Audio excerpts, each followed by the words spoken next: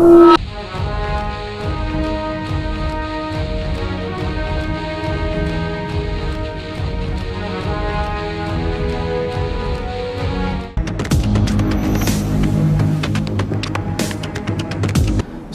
है आपका B news nation में। मैं हूं आबिद हुसैन शेख। पूर्व प्रधानमंत्री देवेगौड़ा का बीजापुर दौरा। बीजापुर में आज उत्तर कर्नाटक में अपनी पार्टी जनता दल को मजबूत करने के लिए आए पूर्व प्रधानमंत्री एचडी देवेगौड़ा ने मीडिया से बात करते हुए कहा कि हमें किसी भी राष्ट्रीय पार्टी से डर नहीं और ना ही हम किसी भी पार्टी से राजनीति का समझौता करेंगे। इस बार राज्य में जेडीएस की सरकार होगी। राज्य की जनता हमारे साथ है। पूरे 120 विधायक जेडीएस के होंगे। पक्ष में छोटी मोटी अनबन रहती है। घर का मामला है, इसको मुद्दा बनाने की जरूरत नहीं। आने वाले चुनाव में जनता दल को मजबूत करने के लिए कार्यकर्ताओं को मेहनत करने की सलाह दी।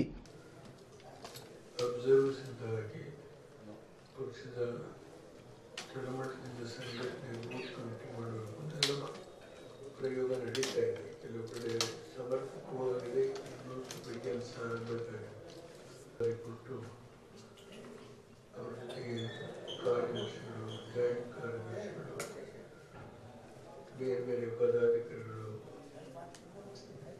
ವಿಂಗ್ ಲೀಡರ್ಸ್ ಎಲ್ಲ ಸೇರಿಸಿ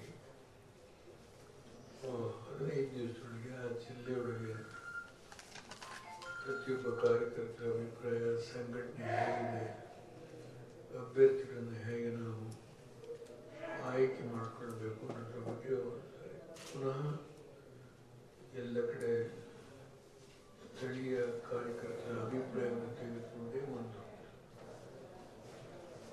ಅದರಿಂದನೇ ನಾವು ಈ ರೀತಿ ಕಾರ್ಯಕ್ರಮ ರೂಢಿಸ್ಕೊಂಡಿದ್ದೇವೆ. ಈ ಹಿನ್ನೆಲೆಯಲ್ಲೇ ಇವತ್ತು ನಾವು ಬಿಜಾಪುರ ಜಿಲ್ಲೆಗೆ ಮಾಡಿ ಸ್ವಲ್ಪ ಏನಾದರೂ ಕಿಂಚಿತ್ತು ಮುಕ್ತ ಮಾಡತಕ್ಕಂಥದ್ರಿಂದ ಸಣ್ಣ ಪುಟ್ಟ ಭ್ರಷ್ಟಾಚಾರಗಳನ್ನು ತೆಗೆದು ಹಾಕಬೇಕು ಅಂತೇಳಿ ಅದಕ್ಕೆ ಆಂಟಿ ಕರಪ್ಷನ್ ಬ್ಯೂರೋ ಅಂತೇಳಿ ಮಾಡಿದ್ದಾರೆ. ಅದು ಅವರು ಹೇಳಿ ಇಟ್ಕೊಂಡಿದ್ದಾರೆ. ಹಿಂದೆ ಹಿಂದೆಯವರು ನಾವು ಇದ್ದಾಗ ತಿಳುವಳಿಕೆ ಇಲ್ಲದೆ ಲೋಕಾಯುಕ್ತ ಮಾಡಿದ್ವಿ. ನಾವು ಅಧಿಕಾರ ಎಲ್ಲ ಅವರಿಗೆ ಕೊಟ್ಬಿಟ್ಟಿದ್ದೀವಿ. ಕೊಟ್ಟಿದ್ದಾಗ ಈಗ ಸ್ವಲ್ಪ ಸಡಿಲ ಮಾಡಿ ಸಂಪೂರ್ಣ ಭ್ರಷ್ಟ ಮುಕ್ತ ಮಾಡಬೇಕಾಗಿದ್ರೆ ನನ್ನ ಕೈಲೇ ಇರಬೇಕು ಅಂತ ಮುಖ್ಯಮಂತ್ರಿಗಳು ಪವರ್ಸ್ ತಗೊಂಡಿದ್ದಾರೆ. 22 अगस्त को वीर शैव लिंगायत समावेश। जेडीएस के विधायक बसवराज होरट्टी ने आज मीडिया से बात करते हुए 22 अगस्त को बेलगाम में होने जा रहे वीर शैव लिंगायत समावेश को कामयाब करने के लिए पूरे उत्तर कर्नाटक से लोगों को बड़ी संख्या में भाग लेने को कहा। इस समावेश में लगभग 5 लाख लोगों के जुड़ने की संभावना है। ये समावेश कोई राजकीय पीड़ित नहीं रहेगा बल्कि समाज को एकजुट करने के मकसद से किया जा रहा है।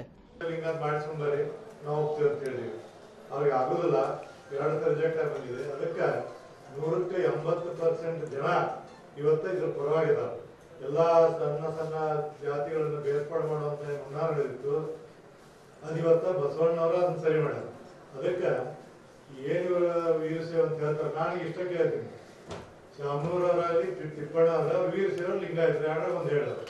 ಎರಡೂ ದಂಡಿ ನಮ್ಮ ಕೈ ಇರುತ್ತಲ್ಲ. 150 ವರ್ಷದಿಂದ ಕುಮಾರಸ್ವಾಮಿ ಅವರು ಮಾಡಿದಂಥ ಉದ್ದೇಶ ಬೇರೆ ಇತ್ತು.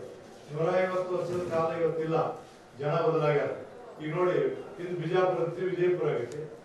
ಬೆಳಗಾವಿ ಅಂತೀವಿ, ಬೆಳಗಾವಿ ಆಗೈತಿ. ಕಾಲ ಬದಲಾದಂಗೆ ಇದು ಬದಲಾಗೈತಿ. ಜನರ ಭಾವನೆಗಳಿಗೆ ನಾವು ಸ್ಪಂದಿಸಿವಿ.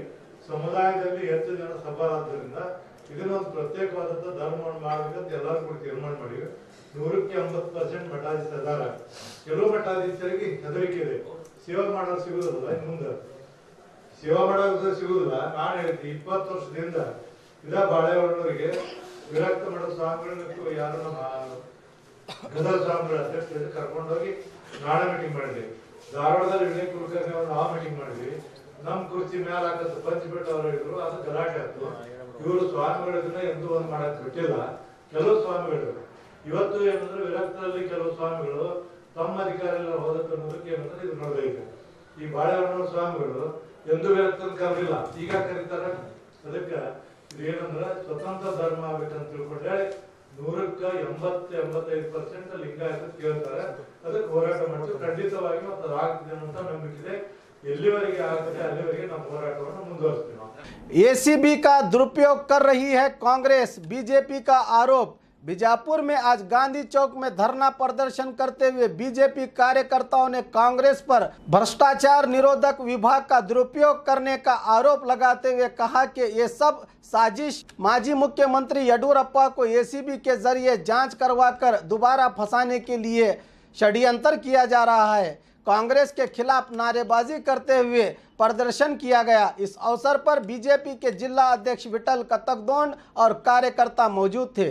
और खबरों के लिए देखते रहिए बी न्यूज़ नेशन।